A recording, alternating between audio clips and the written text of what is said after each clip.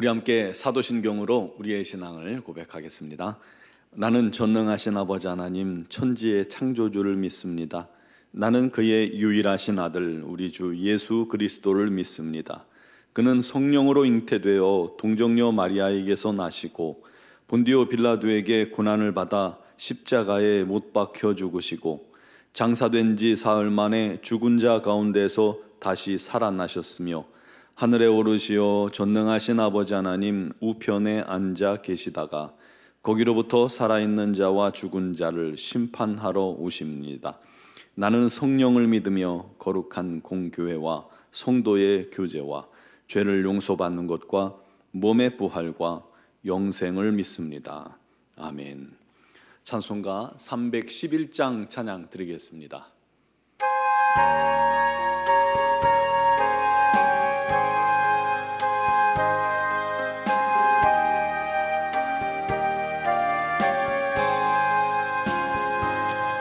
내 너를 위하여 몸 버려 피 흘려 내 죄를 속하여 살기를 주었다.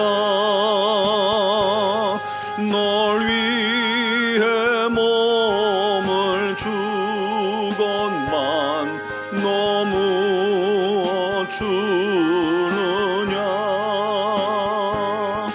널 위해 몸을 주건만 너무 주느냐. 아버지 보좌와 그 영광 떠나서 밤 같은 세상에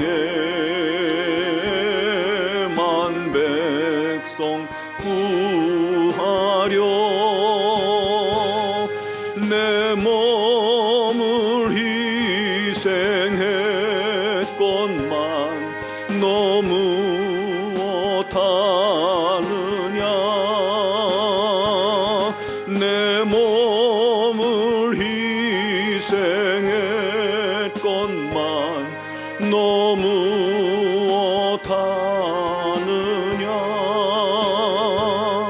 죄 중에 빠져서 영 죽을 인생은 하여 주려고 나 피를 흘렸다. 내 죄를 대속했건만 너무 못하느냐. 내 죄를 대속했건만 너무 못하느냐. 한없는 용서와 참 사랑 가지고 세상에 내려와 값없이 주었다. 이것이 귀중하건만 너무 주느냐. 이것이 귀중하건만 너무 주느냐. 아멘. 오늘 주신 하나님 말씀은 에스겔서 22장 30절, 31절 두 절 말씀 보겠습니다. 22장 전체인데 봉독은 30절, 31절만 하겠습니다. 이 땅을 위하여 성을 쌓으며 성 무너진 데를 막아서서 나로 하여금 멸하지 못하게 할 사람을 내가 그 가운데에서 찾다가 찾지 못하였으므로 내가 내 분노를 그들 위에 쏟으며 내 진노의 불로 멸하여 그를 행위대로 그들 머리에 보응하셨느니라. 주 여호와의 말씀이니라. 아멘. 고도원 씨의 글 중에 이런 감동적인 글이 있습니다. 제가 좀 말씀드리겠습니다. 충남 연기군의 한 임대 아파트에 70대 노인이 살았습니다. 아내를 잃고 막노동으로 생계를 유지했는데 그마저 늙었다는 이유로 밀려서 무료 급식소에서 하루 끼니를 의지해야 했습니다. 그런데 그런 노인에게 어느 날 이 임대 아파트 퇴거 요청 통지서가 날아왔습니다. 법 절차를 몰랐던 것이 문제였던 것이죠. 임대 아파트에 들어올 때 대소변조차 가리지 못하는 아내 곁을 한시도 떠날 수가 없어서 딸이 대신 가서 계약을 했는데 딸이 자기 이름으로 계약한 것이 문제였습니다. 실제 계약자의 딸이 무주택자가 실제 계약자인 딸이 무주택자가 아니므로 집을 비워야 한다는 것이었어요. 노인은 1심에서 패소했지만 항소심 재판에서는 희망을 되찾았습니다. 판결문은 노인의 손을 들어주었습니다. 이렇게 기록되어 있습니다. 계약은 딸 명의로 맺었지만 이는 병든 아내의 수발을 위해 자리를 뜨지 못한 피고 대신 딸이 계약하는 과정에서 법지식 부족으로 벌어진 실수로 판단된다. 피고는 주택 임차를 위해 본인 돈으로 보증금을 냈고 실제 이 주택에 살았다. 피고는 사회적 통념상 실질적 임차인으로 충분히 생각될 수 있으니 법적으로도 임차인으로 보는 것이 공익적 목적과 계획에 맞는 해석이라고 생각한다. 이어서 판결문은 이런 말을 덧붙이고 있습니다. 가을 들녘엔 황금 물결 일고 집집마다 감나무엔 빨간 감이 익어간다. 가을 거지하는 농부의 입가엔 노랫가락이 흘러나오고 바라보는 안악 얼굴엔 웃음꽃 피었다. 홀로 사는 70 노인을 집에서 쫓아내달라 요구하는 원고의 소장에서는 찬바람이 일고 엄동설안의 길가에 나앉을 노인을 상상하는 이들 눈가엔 물기가 맺혔다. 우리 모두 냉철한 머리와 따뜻한 가슴을 함께 가진 사회에서 살기 원한다. 법 해석과 집행도 냉철한 머리만이 아니라 따뜻한 가슴도 함께 갖고 해야 한다고 믿는다. 참 멋진 판결문이죠. 이 판결이 알려진 뒤로 이 판사에게 여러 차례 인터뷰도 하고 뉴스에도 나오고 했다고 해요. 우리가 이런 소식을 듣고 나면 마음 한켠에 우리 사회가 아직 이런 분들이 있어서 살만하구나 하는 그런 생각이 듭니다. 그런데 아무리 찾고 또 찾아도 의로운 사람이 없고 심판이 시시각각 다가와도 이 죽음과 생명 가운데서 심판과 또 소생 가운데서 그 심판을 막아서는 사람 하나가 없다면 어떨까요? 오늘 말씀은 마치 예루살렘과 이스라엘을 향한 하나님의 심판 판결문과 같습니다. 그런 내용과 같아요. 그리고 그 결론에 해당하는 말씀이 오늘 우리가 읽은 30절, 31절입니다. 이 땅을 위하여 성을 쌓으며 성 무너진 데를 막아서서 나로 하여금 멸하지 못하게 할 사람, 나를 막아서서 나로 하여금 멸하지 못하게 할 사람을 내가 그 가운데서 찾다가 찾지 못하였으므로 하고 말씀하죠. 지금 하나님께서 간절히 바라시는 것은 심판이 결코 아닙니다. 임박한 심판을 막아서서 하나님께서 멸하시는 것을 막아줄 사람을 찾고 또 찾으셨는데 그런 의인이 하나도 없더라는 것 아닙니까? 하나님께서 소돔과 고모라를 심판하러 가실 때 이 소돔과 고모라와 하나님의 심판 사이를 막아서서 하나님과 흥정한 사람이 있죠. 바로 아브라함입니다. 의인 50에서 시작해서 점점 내고를 시작해서 마지막 의인 10명만 찾으면 심판을 안 하기로 우리 하나님께서 약속까지 하셨습니다. 그런데 결국 그 의인 10명이 없어서 심판을 막지 못했던 그 소돔과 고모라를 우리가 기억합니다. 그와 같이 우리 하나님의 심판을 막아설 사람을, 예루살렘에 임한 하나님의 심판을 막아설 사람을 하나님이 찾으신다는 거예요. 근데 없다는 것이죠. 백성들의 죄상이 22장 전체에 기록되어 있어요. 1절에서 16절은 마치 검사가 범죄 사실을 선고하듯이 예루살렘의 죄악들을 쭉하니 나열합니다.